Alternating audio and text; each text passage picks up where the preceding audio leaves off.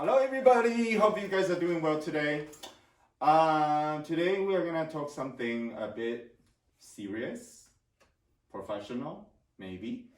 So today we're gonna talk about how to build a successful career, or how do Americans function when it comes to your career, what kind of personalities are they looking for, what kind of qualities are they looking for.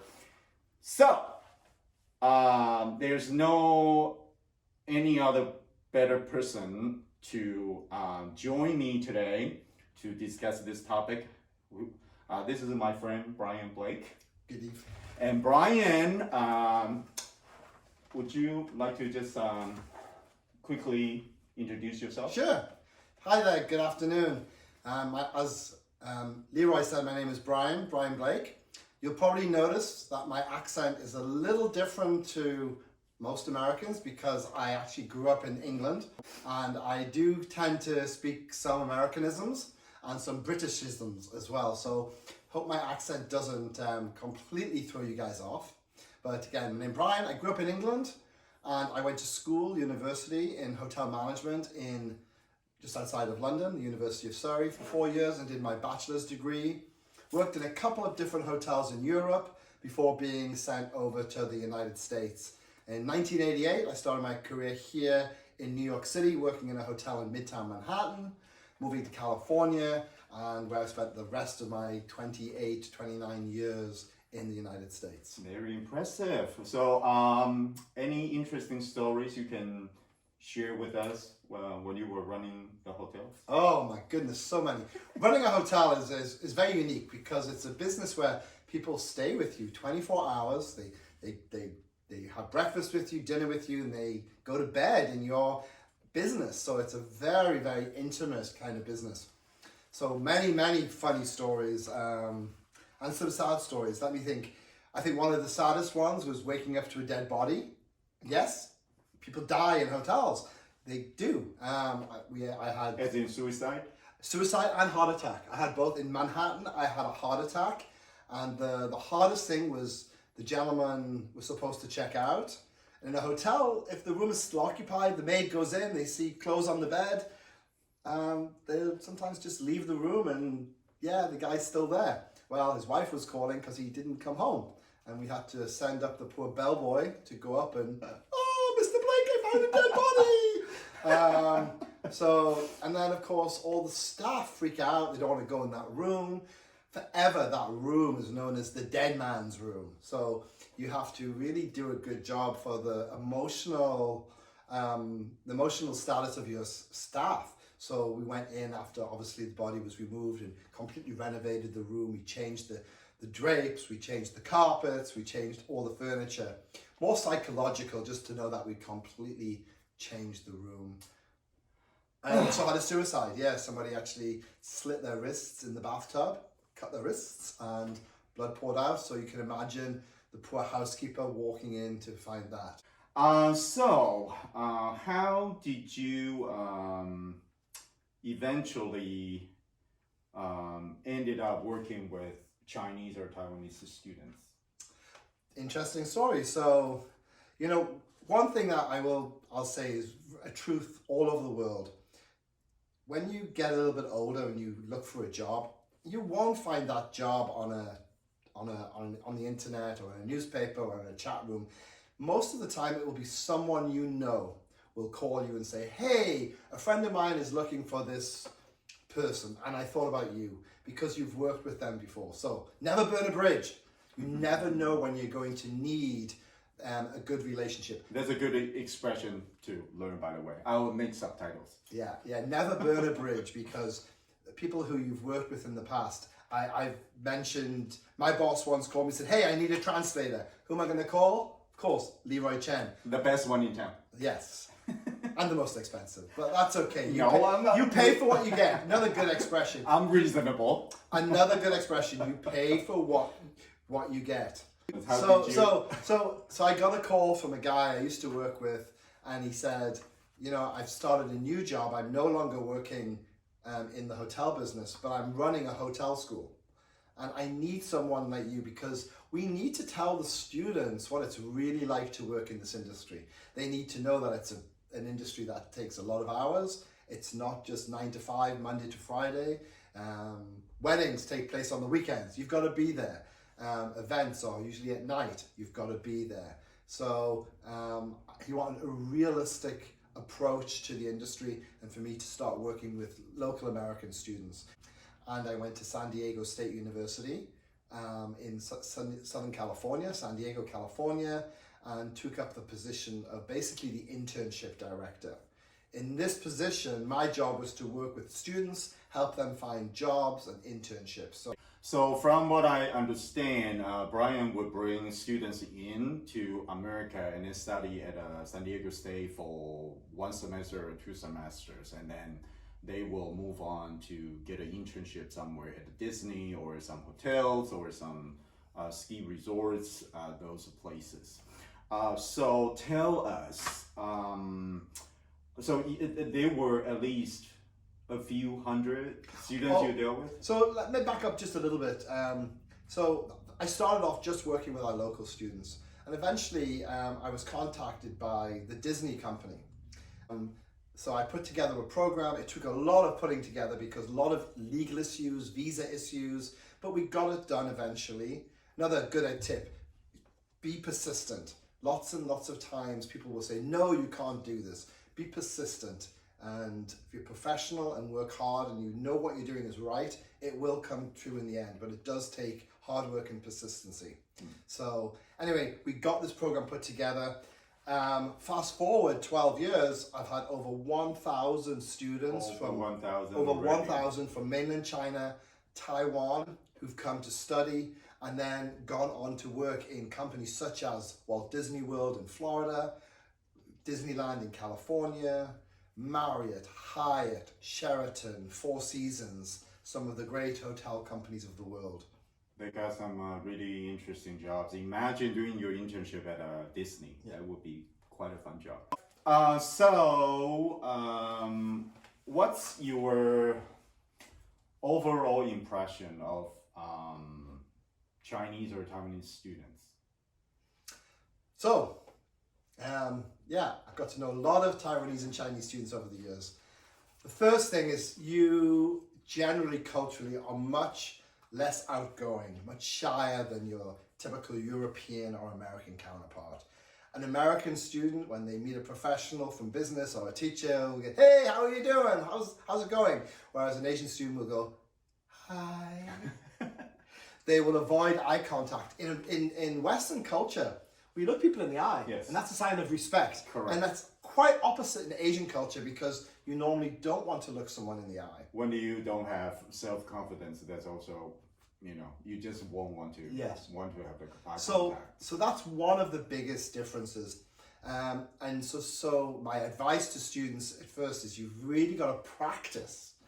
Like anything, like playing the piano or riding a bike, you have to practice at being more outgoing and more sociable. And this is really, really tough for Chinese students and Taiwanese students. You also, when you study, you tend to want to stay with your classmates speaking your own language. And whilst I know that's much more comfortable than putting yourself into a very uncomfortable position, working directly with local students, my best advice is to try your very, very best to try and make local friends and work with the local students, because as you work with them, one, you're going to understand English more, you're going to be forced to speak more English. More forced speaking is more skills eventually, more vocabulary, and a rhythm.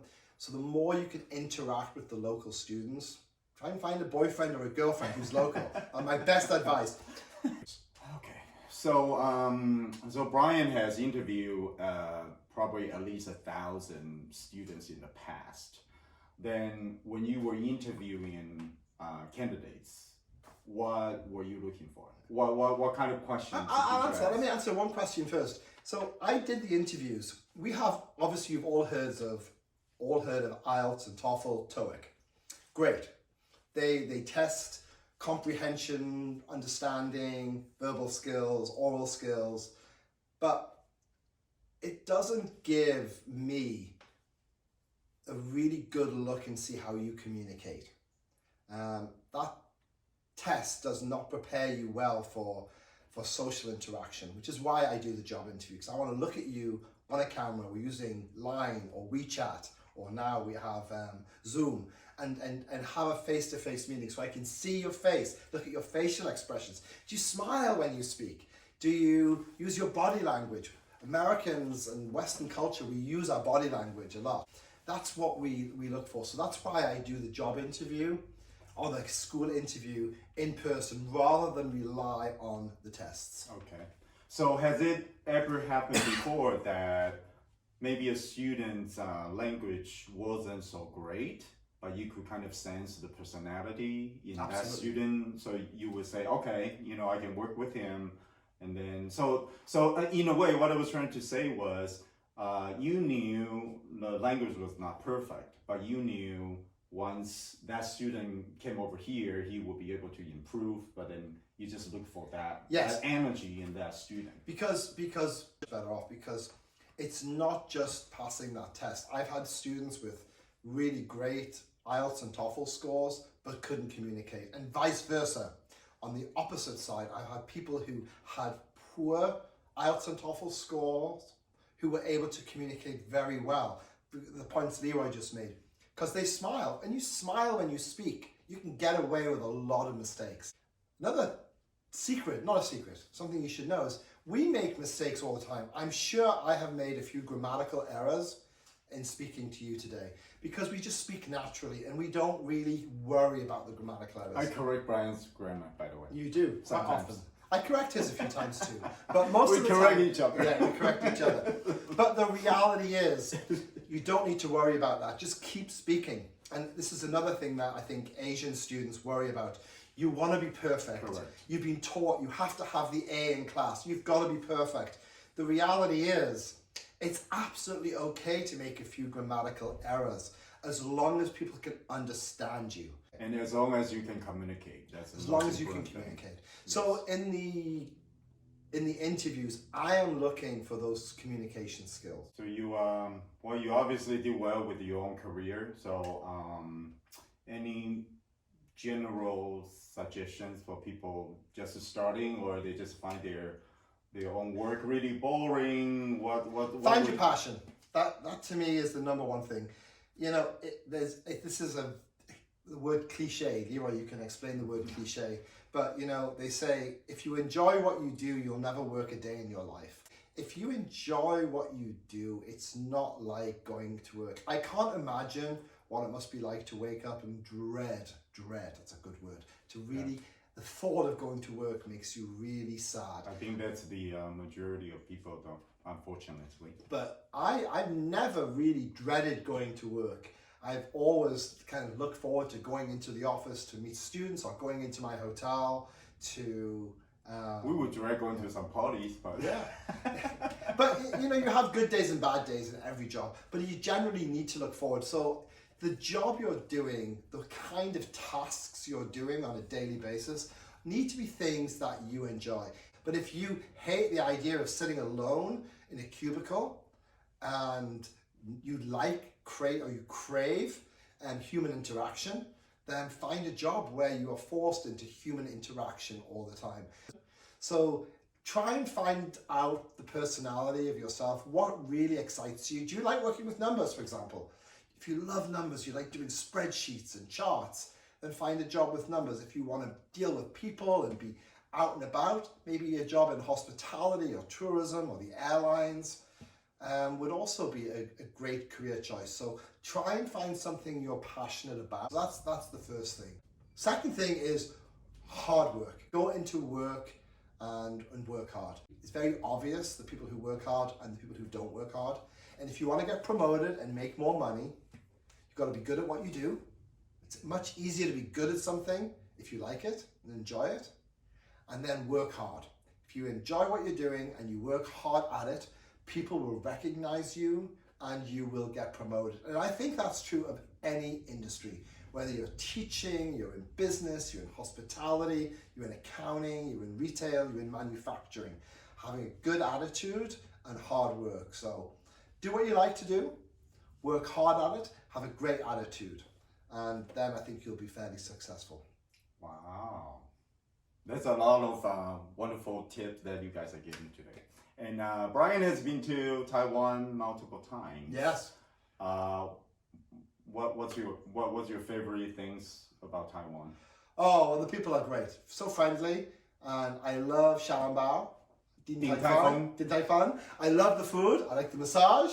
I love your transportation system. I love getting on the fast train and going all the way down to Kaohsiung and stopping at different places. So it's a really easy country to travel in because people are friendly. It's just well structured, well planned, excellent food, and I've always had a fabulous time in Taiwan.